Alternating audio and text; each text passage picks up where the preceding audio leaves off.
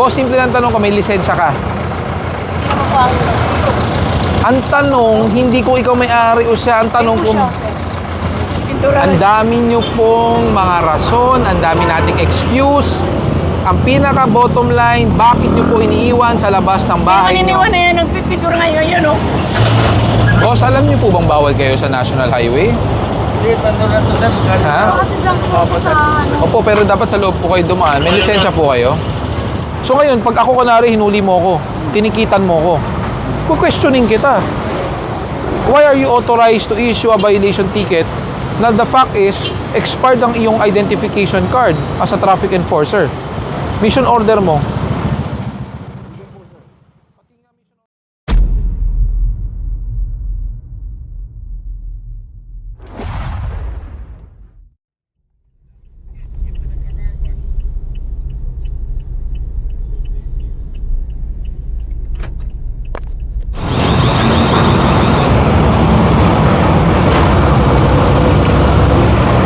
Red, tinan mo ako, may lisensya yan. Yan, tinan mo may lisensya yan. Kuya, alam mo bang bawal ka dito? Teka lang, kailangan kausap ka eh. Huwag ka abante ng abante. Kuminto ka muna, kailangan kausap ka. Alam mo bawal ka dito? May lisensya ka. Asan po lisen? Ikaw ang nagmamaneho. Sino po nagmamaneho? Ikaw o siya? O nga, sino may-ari? Ikaw o siya? Sino nagmamaneho? Ikaw o siya? Tinataya ko lang. Hindi, yun ang talong ko. Sino nagmamaneho? Ikaw, may lisensya ka. May... Tinataya ko lang po. Andiyan ka na nga, pinaandar mo eh. Ikaw nagmaneho. Kaya nga, boss, simple lang tanong ko, may lisensya ka? Ang tanong, hindi ko ikaw may-ari o siya. Ang tanong ko, kung ikaw ang may lisensya, huwag mo ituturo sa kanya. Hindi may-ari ang hinahanap ko. Hindi po, kahit assistant nyo. Ang tanong ko, may lisensya ba siya o wala? Sir, ako kami lisensya. Tinanong ko sa kanya kasi ito motor ko, sir. Kaya nga, simple lang po ang tanong, may lisensya ba siya? Huwag mo nang anuhin. Ang tinatanong ko lang kung meron o wala. Simpleng sagot lang. Wala. O bawal po kayo magmaneho dapat dito. Ano ko lang, sir, pinakalalay ko kasi. Ikaw, may lisensya ka po. Akin na po lisensya nyo. Bumaba ka. Hindi ka pwede magmaneho dito. Ako na magkamaneho yun, sir. Tinanong ko lang sa kanya motor ko, yun. Oh. Akin yan. Asan na ba siya? Wenceslao. Tricycle ban? E-trike ban? Arten? Tricycle, pakipara mo nga. Tricycle, color blue, color blue. Sir, ang mayari ng sadya niyan, ang anak niya, dalawang special child, tingnan na lang niyo po sa kilid ng anak yung lumalak sa kilid. Nakita na lang niyo. At saka yung kulungan ng bahay, pinipintura lang eh. Bagong pinipintura Ang lang. dami nyo pong mga rason, ang dami nating excuse. Ang pinaka bottom line, bakit nyo po iniiwan sa labas ng bahay nyo? Maniniwan na yan, nagpipintura ngayon yan, oh. Pinipintura lang, di nakot bigla. Saan ka nagpintura? Dito sa may gilid, dito sa may gilid. Oo nga po, ano po tawag dun sa labas? Bangketa. Tingnan na lang ang sitwasyon kung saan niya pinipinturahan.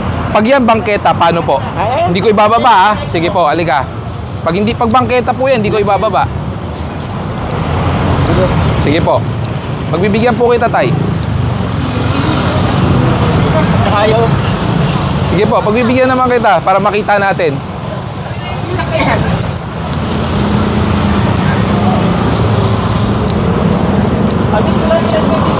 Sige po. Hanggang saan po ang bangketa? Ayan po ang linya. Ayun ang pintura. Ito po, bangketa po ito buo, tay.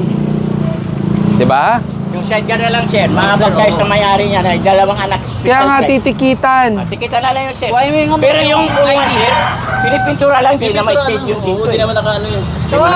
Sir, ko, dun sa kabilaw, tignan nyo. Papunta po kami, papunta po. Huwag na po tayo magturuturuan. Dito, wala namang gaano dito, sir. Paano walang gaano? Yan dami. Pagdating namin, ligpitan kayo Hindi lahat. naman, mga 2 minutes lang naman, 3 minutes lang naman nagtatagal. Yung pinipintura sir gabi. Tignan nyo dun sa kabila, sir. Papunta nga po kami. Tapos yung kapulong. Bakit ba kailangan na... Papunta rin akong Kapulong. Bakit ba kailangan... Bakit ba lagi pag nahuhuli kayo, kailangan turo dito, turo doon? Ba't hindi na lang tayo mismo, kayo mismo sumunod din? Para wala tayong problema. Hindi kumakain lang naman, tapos naliligo. Ayan nga ang problema, tulad niya, irarason sa akin, wala pang 2 minutes. Ang bottom line, ipasok nyo sa loob, wala tayong pag-uusapan. Ang hilig nyo kasi lagi na lang sa labas, sandali lang, wala pang 2 minuto, hindi naman lagi. Eh bakit di na lang natin gawin na lagi sa loob? Para wala tayong pag-uusapan. Kahit dito sa sidewalk, okay lang. Pwede kayong pagbigyan. Yung ba gusto mong mangyari? Wala naman kami sinasabi na pwedeng pagbigyan, sir. Saglit na oras lang, sir. Wala naman ilang minuto, sir. Hindi, yun nga hinihingi mo sa akin. Pagbigyan ka, tama ba? Yung sir, sana sir, konsiderasyon lang naman, sir, ang hinahanap. Kaya nga tinatanong kita, ang gusto mo, pagbigyan kita. Kayo, sir. Kasi Oo, diba? Paano lang yung ano, sir, eh. Hindi kayo ma... Wala na karapatan uso. O, anong problema naman dito? Sir, lisensya po. Walang lisensya, walang helmet, ano pa? Hindi rin rehistrado. O, edi impound nyo. Ano pang pag-uusapan natin dyan? Asan lisensya mo? Wala ka talagang lisensya. Ilan taon ka na? Ha? 23. Ba't di ka kumuha ng lisensya muna? Eh ito, bakit hindi rehistrado? Kabibili mo lang. Bumili ka lang, hindi mo sine-check yung ORCR. Nauna yung bili ng motor bago lisensya. O yan, impound. Ano siya, January 31 na maglalapse siya. Eh wala na eh, March na eh. March na po. Kailan mo binili? Nung? December. Valid until January 2026 and due for renewal on January 27 until January 31. So yan. So kung sinabi sa'yo na may-ari na rehistrado to ng ilang taon, eh mali siya. So ngayon, dito rehistrado. Ibig sabihin, bawal mong gamitin sa kalsada. Pangalawa, wala kang lisensya, hindi ka otorisado magmaneho. Pangatlo, wala kayong helmet lahat. Bakit? Wala ka kasing lisensya, kaya hindi mo alam na kailangan mag-helmet. I-impound nyo na. Ay, siya, matras yung ano. Oo. Hindi siya violation mo, sir. Wala kang nakikita. Nakachinelas pa, sabi ni.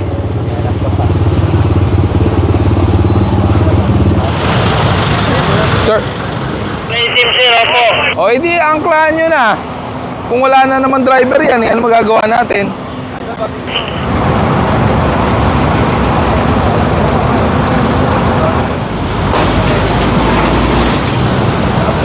Boss, kailan po muna ng lisensya? Tapos ito, ano yan?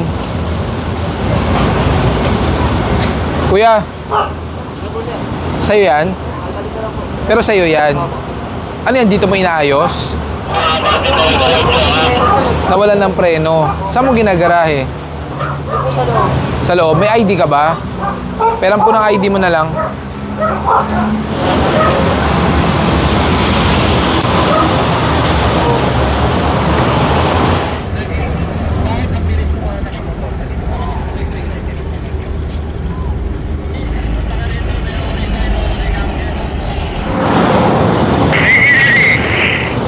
Dalawa yan. Boss, alam niyo po bang bawal kayo sa National Highway? Hindi, tanto na ito, sir. Ha? Opo, pero dapat sa loob po kayo dumaan. May lisensya po kayo? Oo. May lisensya po kayo?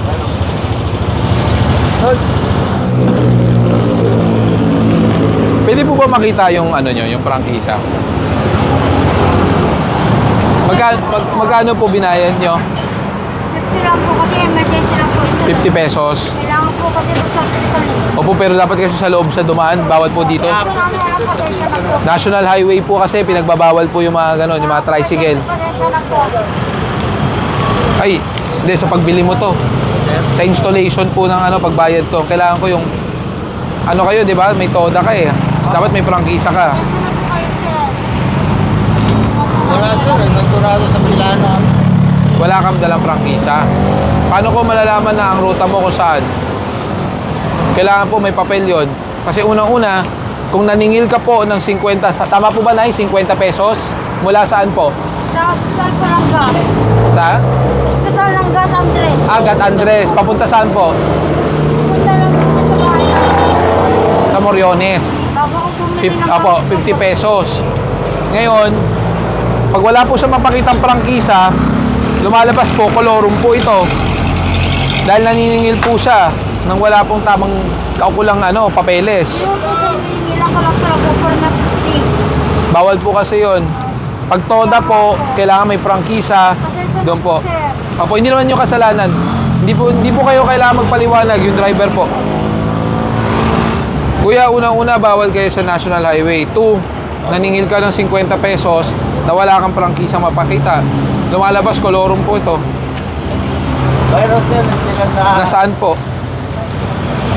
Siguro nandun sa presidente na... Hindi po siguro. Bawat tricycle, meron po yan dapat. Fret. Tricycle ban plus naningil ng 50 pesos, walang dalang prangkisa. Kolorum. Bawal po kasi dumaan dito dahil National Highway po ito. Dapat sa looban lang po kayo. Eh nga po sir, hindi ko nga po alam. Nasanay po kasi kayo na dito dumadaan. Ano to, maghahatid? Mga pagkain po, akin po yun. Sa may tutuban po sir. Ano to, sa'yo? Opo. Dapat sa looban daan nyo, hindi po dito sa Arten.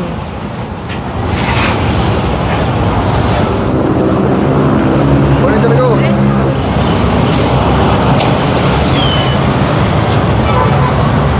Hello sir. Good morning. Wala po kayong helmet. Kaya nakalimutan, pamadali ako. O, isa ka pa.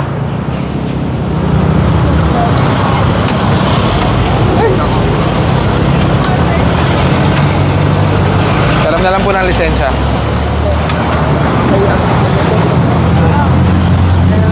Oo, may helmet ka naman pala. Nakalimutan, pamadali ako sir eh.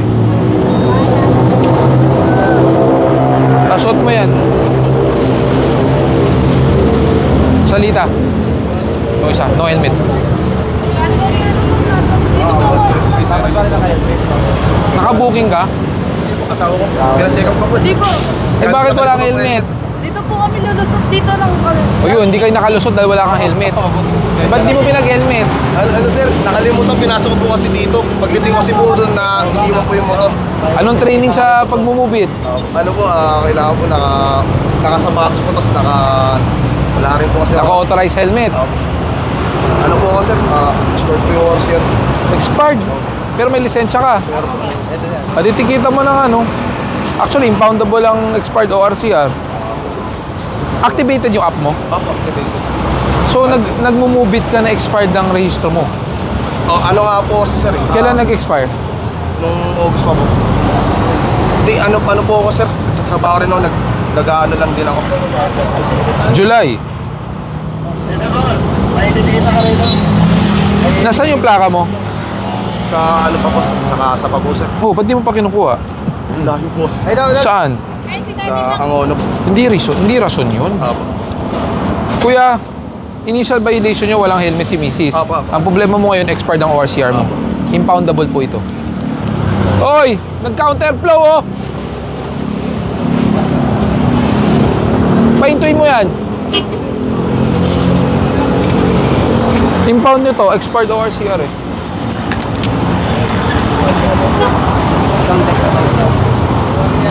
Magkano, sir go, magkano ano? Wala helmet. 1.5. Ano ba tawad dyan sir? Wala pong tawad, wala naman akong binibenta. Ikaw talaga.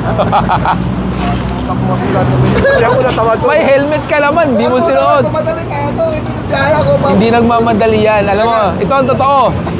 Dahil nasanay tayo, pag dyan lang, hindi nagsusuot ng helmet, di ba? Kaya kailangan sanayin na natin yan. Ano ba siya saan? Hindi, ano naman yan? Pwedeng land bank, pwedeng GCash, pwedeng bayad center. O hindi naman namin kukumpis kayo ng lisensya mo. 7. Pwede within 10 working days. Pero ito medyo nabahala ako sa July pa expired yung registration mo. Kasi nagsasakay ka ng mga pasahero eh. Napit ko lang po yung asawa mo. Oo, pero hindi, I mean, yun ang trabaho mo talaga, di ba? Oo, kailangan mo magpa-renew. Delikado yan. Nagmamadali lang po kasi. Hindi po tamang rason po yun. Pangalawa, bakit wala pong plaka to? Sir, wala po. Patingin po ng ORCR sa kanang lisensya nyo po. Lisensya po. Sir, pasensya na po sir.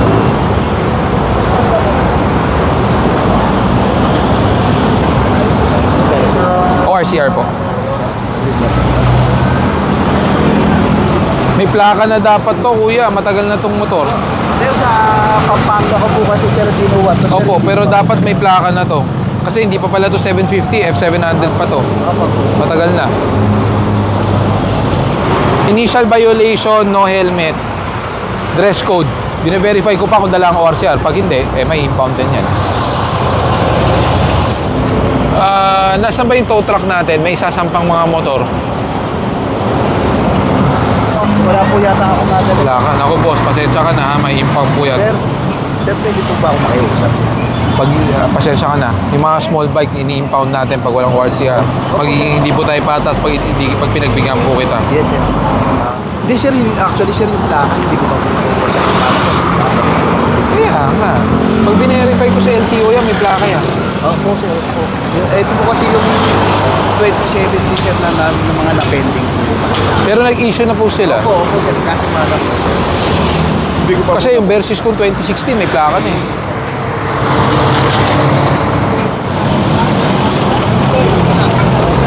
Pakisakay nyo na para matapos na. Pati yan walang ORCR.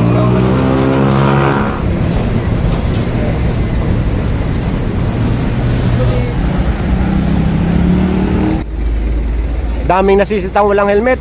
Ito pa. Yan lang. Mayroon pa ditong isa.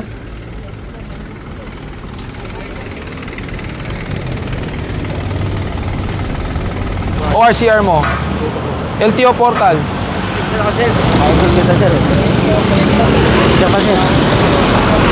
Thank you, sir. LTO portal mo. Wala akong dala, sir. Paano natin mo verify ang lisensya mo?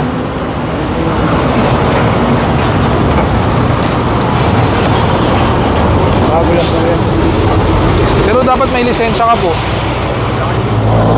Initial violation, no helmet. Walang dalang lisensya. Ito yung nasitang walang helmet kanina habang sinasampa yung BMW. May helmet naman pala, hindi suot. Wala rin portal si Kuya, hindi rin dala ang cellphone, kaya tuluyan na itong natikitan. Dalawa na isasampa dito kasama na itong BMW, saka yun, yung bagong sita. Kasi emergency lang ito. Pupuntahan ko lang po yung anak ko, sir. Kanina, tapos ngayon biglang Hindi nga po, emergency. sir. Pupuntahan ko nga po yung anak ko, sir. Hindi ako nagsisinungaling, sir. So ngayon, anong gusto mong gawin natin? Tikitan na lang mo, sir. Kasi gagamitin ko po sa pag-take up sa kamay, sir. Nag-seminar ka ba nung deputization namin? Nakapag-seminar ka? Opo, sir. So alam mo, driving without license at the time of apprehension is impoundable offense. Nga po, sir. Kaya nga po nakikiusap ako, sir. Kasi yung pera ng pangalo, papatake up ako. Sana inisip mo muna yan. Saka very questionable ako December pa expired ang ID mo, pero may paniket ka. So ngayon, pag ako kunwari hinuli mo ko, tinikitan mo ko, questioning kita. Why are you authorized to issue a violation ticket na the fact is, expired ang iyong identification card as a traffic enforcer? Mission order mo. Hindi po, sir. Pati nga mission order mo. MTPB, Manila Traffic Parking Bureau. Ano sector ka? Sector 2. O tapos may panikit siya. Pero expired yung ID niya pareho. Pati yung deputization namin, expired din. Sabi niya meron siyang panikit. Ito palang huling nasita ay napag-alamang traffic enforcer ng ito, walang dala lisensya at tutuluyan na.